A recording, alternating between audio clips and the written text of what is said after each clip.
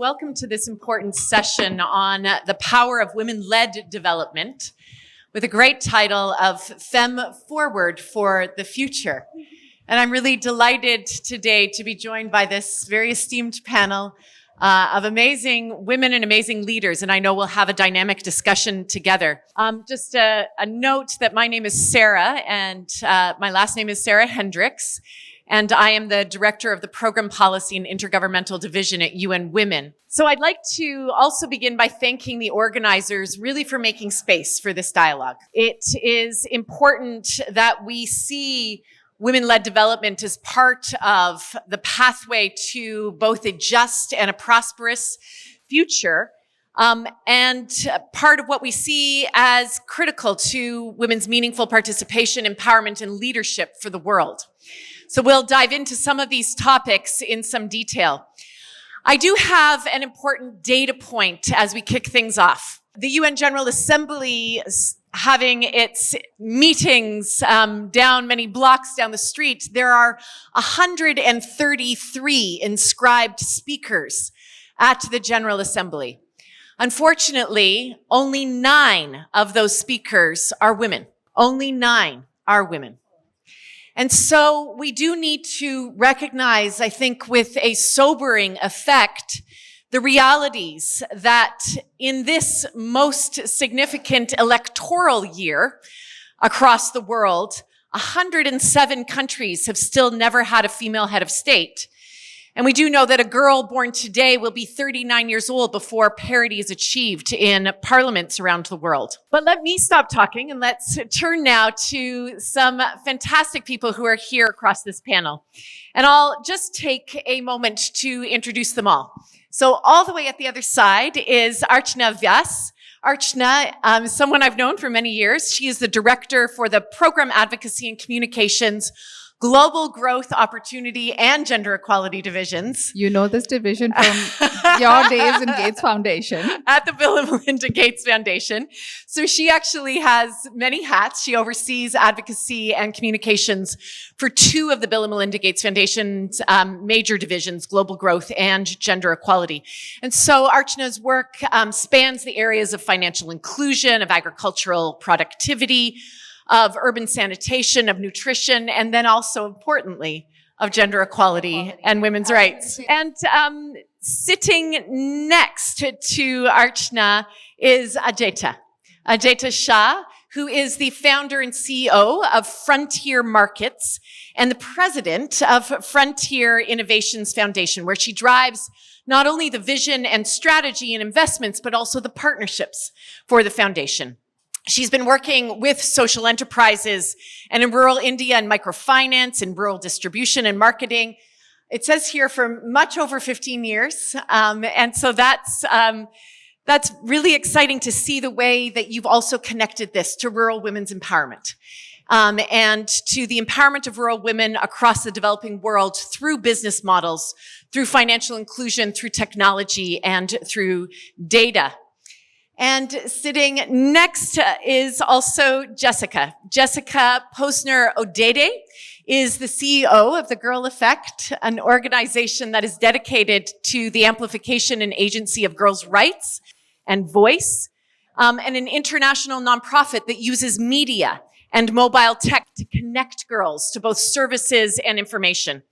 And alongside her husband, she also founded something called Shining Hope for Communities, which is a grassroots nonprofit that won a major prize from the Hilton Foundation. And she's also the co-author of the New York Times bestseller, Find Me Unafraid. And then finally, just to my right, is Pritha Venkatachalam. Pritha is partner and co-head Asia and Africa from the Bridgespan group. And she also serves as the head of Bridgespan's India office. I understand that you've advised philanthropies as well as donors, governments, nonprofits, and the private sector right across 25 countries in South and Southeast Asia, in Sub-Saharan Africa, and you have extensive experience also in public health. So a very, very warm welcome to you, Pritha. So can I have a round of applause for this amazing group of women? I am going to start with a question to all the way to the other side, to Archna. And this question is really to set the stage about women-led development. So we've heard this phrase, women-led development. We'd love to hear, what does this mean to you, Archna?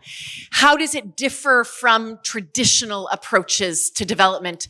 And really, how can the international community ensure that women-led development isn't tokenistic, that it's intentional, that it's meaningful, that it drives impact and change? Over to you. Yeah, thanks a lot for that question, Sarah. As far as women-led development is concerned, it is about development which is driven by women. It is not just development which includes women, but women are active participants. They are the ones who are the driving engine of growth. They are the driving engine as far as development is concerned. In countries, about 50% of population is women, right?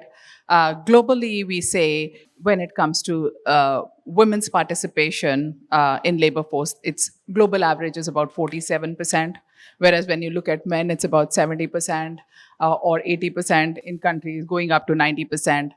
Women are being left behind. They're not actively participating when it comes to driving economies. Well, they can. And we know that there are statistics that's available. McKinsey or other reports are putting out that if women participate, they can contribute to as high as $13 trillion to GDP in next 10 to 15 years. But the fact is that despite knowing these numbers, there's also the other contrast in terms of statistics, right? When it comes to gender equality, you're saying it'll take about 100 years. Every forum, every platform that I go to, we talk about this 100 years or even a century.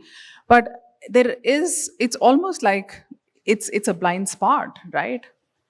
And I don't know what will it take for all of us to come together and actually make that change.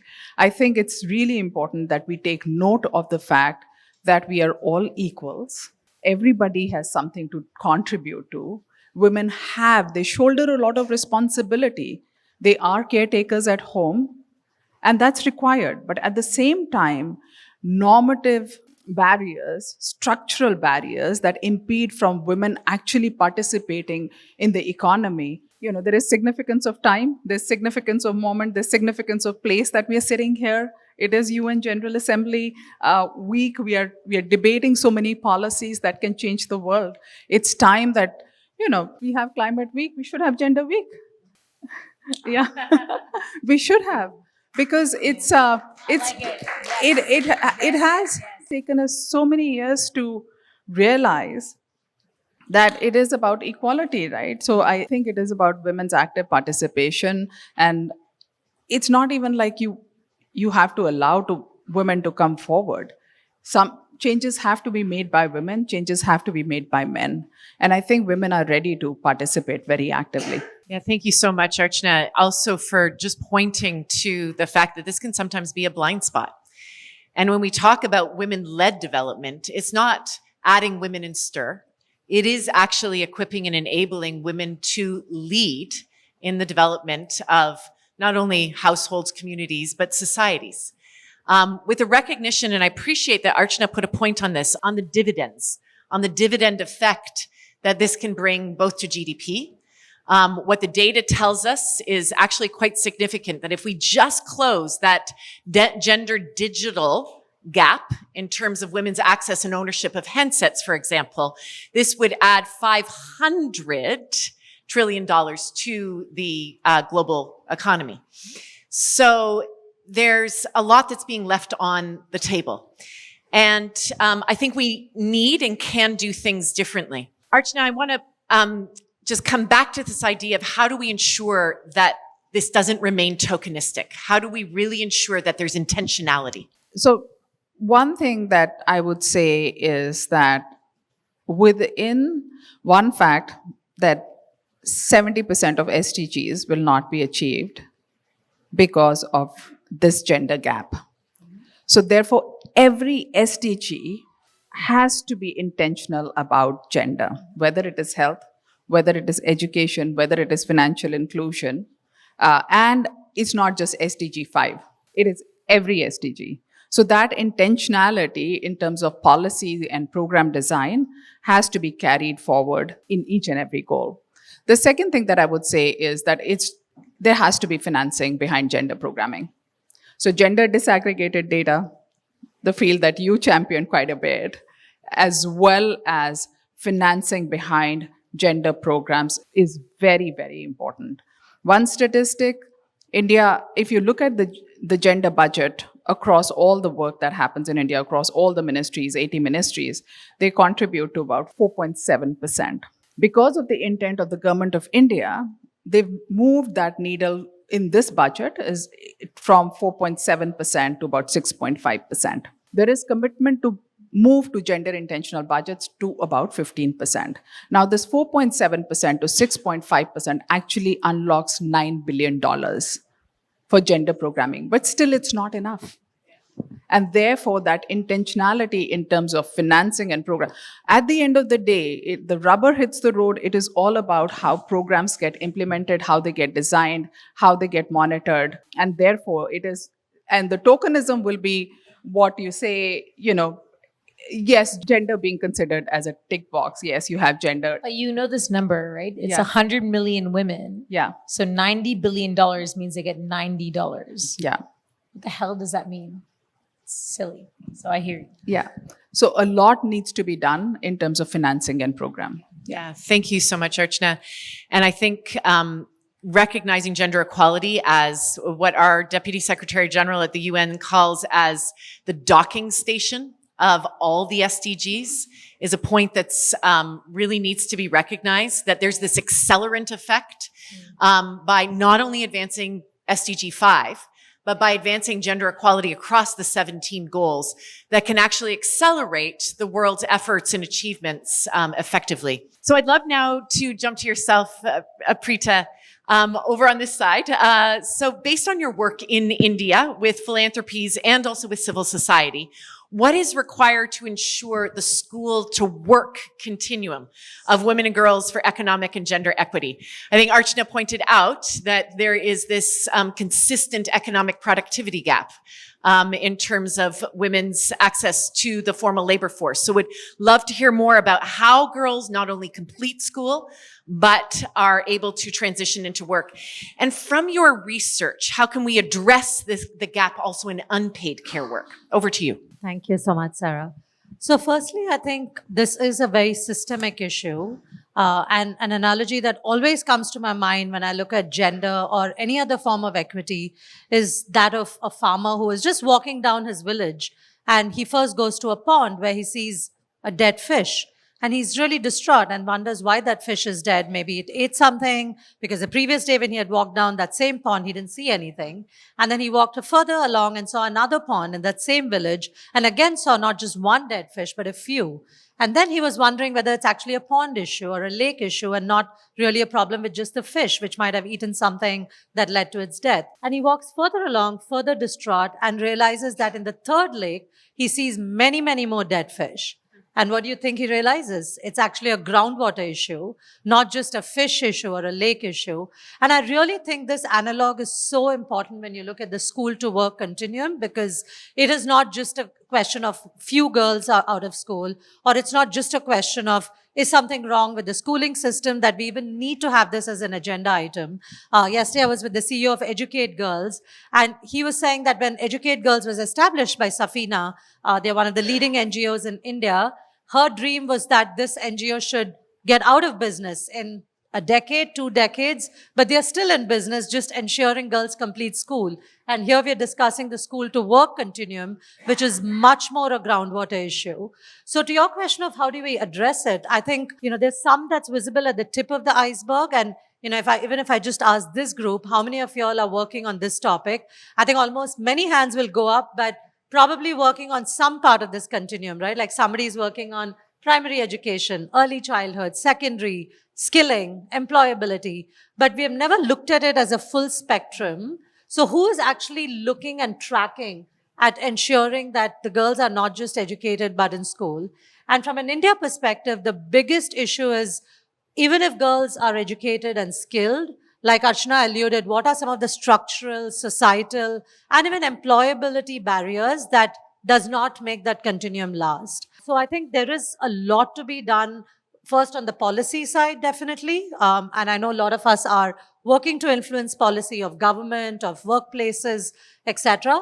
But second, more importantly, to provide both the soft skills and technical skills to the women, because there is data to show that it's not just schooling or skilling, but actually providing mentorship, apprenticeship, providing some of the soft skills, providing some of the supports to their communities and homes, often educating the in-laws in the house or parents in the house as much as the woman. So this really requires a more multi-pronged kind of groundwater thinking. And I mean, we can talk till the cows go home. But I think essentially it'll be great to have more people adopt this continuum approach and not just a siloed approach. Your second point on unpaid On care. unpaid care really as one of those most significant barriers that inhibit women's effective access and engagement in the labor force. Yeah. And again, the India statistics are really jaw-dropping, right? Because if you compare to the BRICS countries where majority of the females in labor force are between 55 to 65%, India, it's barely about 40%. And there also, it's mostly driven by rural women who are, because of feminization of agriculture and farm and non-farm income, there are more women in the labor force. But if you look at urban India, it's a very paltry 25% of women in the labor force. And largely because in India, for example, majority of the society is in informal labor. They're not even in formal jobs. And I think when you look at the unpaid care, again, there's a lot that's invisible because, a lot of what doesn't go counted or even enumerated is all about women, for example, taking a lot more time for childcare, elderly care, which I think all of us know. But look at the number of women who don't have access to electricity, who have to traverse to get drinking water, or they don't have often sanitation facilities in their homes. And whether that's urban or rural poor, the number of hours that goes beyond caregiving to domestic chores is enormous. And in India, the statistic is that, hardly about 9% of men are engaged in unpaid domestic labor. But for women, it's close to 40%, about 39%. If you look at number of hours, women spend close to 8 hours a day. So imagine your waking hours and 8 hours a day on domestic work, unpaid, and men spend less than 2.5 hours. And this is data as of 2023, post-pandemic, when there's more hybrid working, there's more work from home, more flexibility, and still there is really not enough progress. Even the 100-year target requires a lot of effort at a systemic groundwater level. So I think one or two examples, just from a solution perspective, we all know the size of the problem is huge. I'm a huge admirer of SEVA, which is the self-employed, women's association in India. They actually have set up childcare cooperatives in a lot of the urban poor and rural poor areas. And, we visited those childcare centers. It's amazing. It's a safe, nurturing environment for the children because it's not just about ticking the box on childcare that's affordable, but women and their families need to feel they're happy to leave their children there and go to jobs. So I think that's a kind of intervention that is very community-led, not top-down, given by others. The second one, of course, is that, a lot of workplaces and government schemes need to be encouraged to provide economic incentives, social incentives for the care economy. And that could be regulation, more quality care. How do women actually enable themselves to go to the workplace but come back home in time if they have caregiving or domestic responsibilities? And very importantly, again, men and boys. I mean, addressing the women's issue is not just on the shoulders of women and girls. It needs to be a society-wide issue. So there are very few philanthropies who put a focus on men and boys. What is masculinity? And it's sad because when you interview boys who are in school, they don't understand what their roles need to be because their role models are their fathers and grandfathers who not only don't have much of a share in care economy, but are often not looked upon well if they are doing caregiving. And a small anecdote, and I'll end here. When I had my daughter, I was living in Delhi, in one of the more metropolitan central parts of the capital of India. And unfortunately, I couldn't go for my daughter's first day of play school, and my husband went. And he came back home laughing, saying at least 6 people, including the principal of that daycare, asked him, "Sir, are you between jobs? I hope you're not missing a meeting." So, that's the reality in the capital, right? So imagine where role modeling happens for men to be caregivers alongside women. Thank you so much for your points that you've made. And When I think about the way in which there's more and more and more increased attention to the care economy, it does actually give me hope, because I do think that the data has been out there actually for decades, in terms of time use data, the ways in which we're looking at national accounts on the basis of time use data, knowing that there's this massive gender disparity. But now there's a new UN General Assembly resolution for a day on International Day of Care and Support. There's a new framework globally on the care economy. And what are those specific solutions that can not just redistribute and remunerate care, but also ensure the visibility of care and the shifting of the norms around care. So thank you for all of those points, especially as it relates to women's productive lives. So I'd love to turn to Jessica next. Jessica, with your experience working, of course, across many countries in Africa, but also in India through Girl Effect, we'd love to hear more about how the Girl Effect is using modern technologies. Modern technologies, I understand, Jessica, to not only reach women who are young women, reaching young women and girls who are both digitally connected and also in disconnected communities, but also thinking about the next phase of development. Over to you. Thank you, Sarah. I think that we can agree that the coming wave of technology is a huge potential unlock for new opportunities, for perspective shifts, for norms change. And yet across the world, women and girls are often the last to have access to these cutting edge technologies. Not only do they not have access, these technologies are simply not designed with the needs of girls and women in mind. So over the past decade at Girl Effect, we've been using innovative technology to first reach girls and address their challenges. And this is very complex. There's a huge range of connectivity. So we're reaching girls who are online through WhatsApp, chatbots, IVR, television, radio, and really seeing how girls' consumption habits, behavior patterns are changing. And there are both challenges but new opportunities that this access brings. So with regards to the digitally connected, Girl Effect operates 2 chatbots on Messenger and WhatsApp, which are AI powered. And I'll talk about that in a minute, because I think AI is a very important new frontier, but also new challenge for women and girls.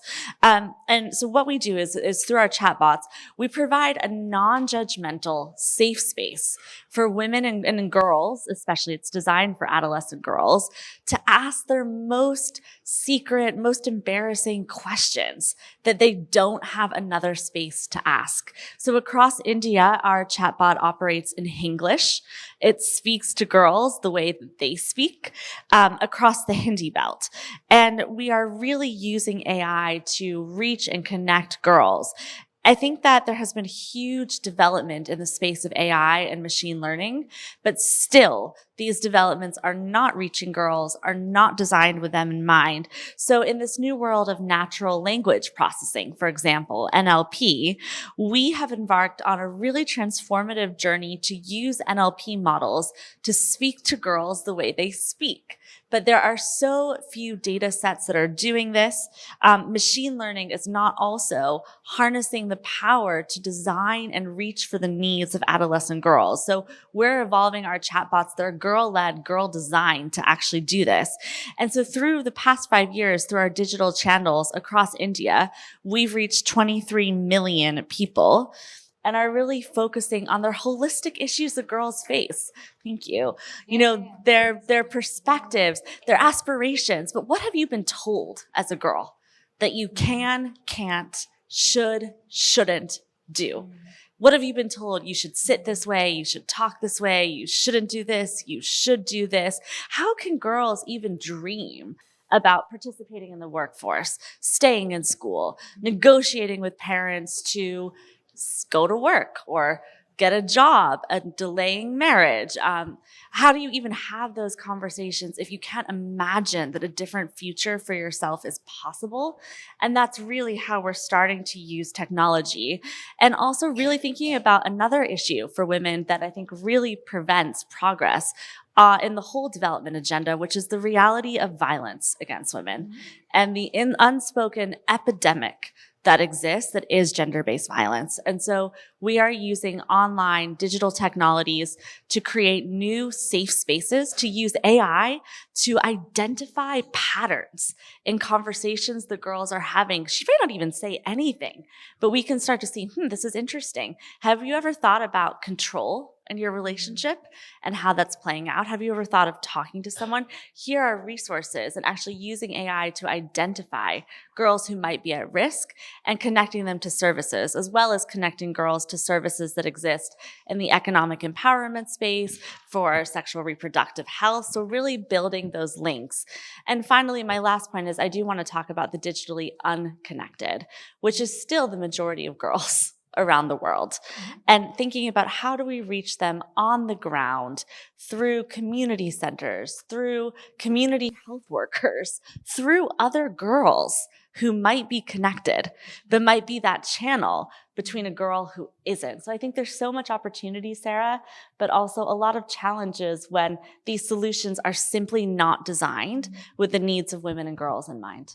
Yeah, thank you so much. And as we look towards building and designing the next development goals, it'll be incredibly important to ensure that technology, not only in terms of digital connection, but also technology for social change, is core to that agenda.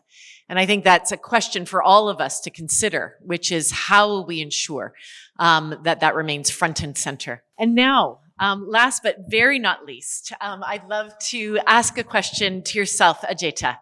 How can we ensure an enabling environment for women to lead and participate meaningfully in decision-making processes? And if you could give special attention to what happens at the grassroots. First of all, hi everyone. It's so lovely always to be back at the consulate. So thank you so much for having us, and ORF and Reliance, like amazing. And this is powerhouse women. So I'm like processing everything that I've just heard and I'm going, yes, yes, yes. And I was like, okay, so let me maybe give some context first, right? Which is always important. So I've been in rural India for 20 years. I have seen transitions from microfinance days. What everyone knows microfinance, like, right? I would assume a few people do.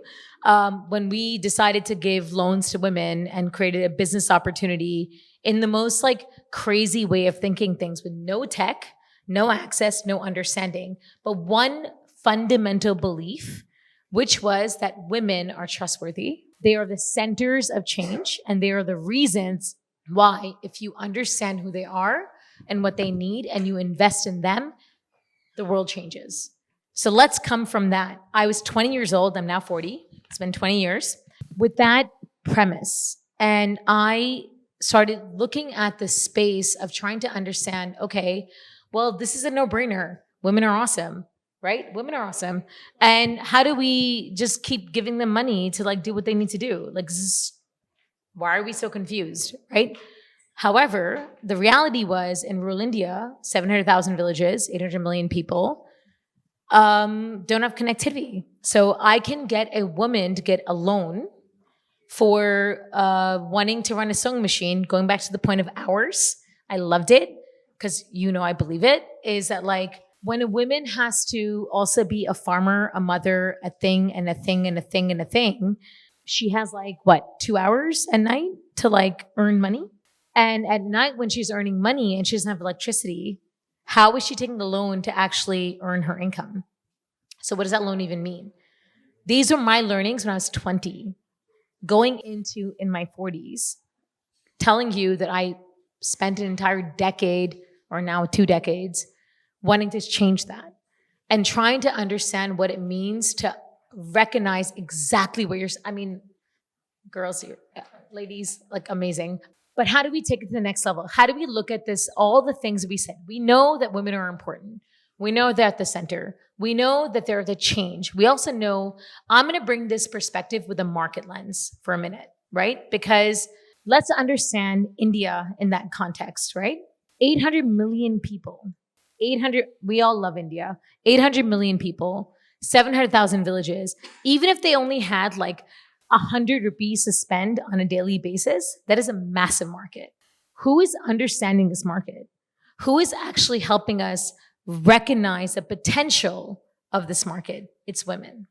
And that was my learning in 2015 when we brought women at the center of this system and brought that change. What do they need? They needed capacity. They needed investment. They needed to be able to be seen very differently. Don't see them as a burden story. Don't see them as a poverty story. See them as the opportunity story. See them as an asset. See them as a game changer. See them as what they are. And that's what we did. Today, at Frontier Markets, we have about 40,000 of these women that are on a digital platform that are now becoming super malls. Because I will quote, and luckily Sunil Bharti gave me the permission to say this, is Airtel had a vision when they wanted to do digital banking services in the country. And they said, no single person should have to walk more than 15 minutes to get banking services. I did the walk. I've done 10,000 villages plus of the walk. And I said, what does it take to walk 15 minutes? What does it look? Do you know what it is? It's 500 meters.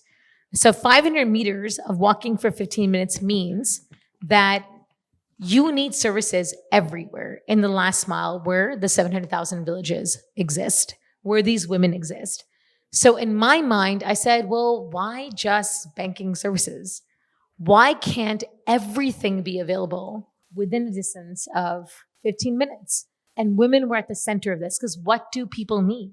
Who are they? What are their challenges? And then bring in digital, then bring in AI, then bring in all the things that we can create as efficiencies. But the most important piece was bring these women at the center of this, right? Let women decide what they need as technology, what they need as work, what they need to do to become the facilitator, the powerhouse. Today in India, there are 15.7 million women that are seen, not seen, unheard, that are physical platforms, cosmetic shops, beauty parlors, kiranas, blah, blah, blah.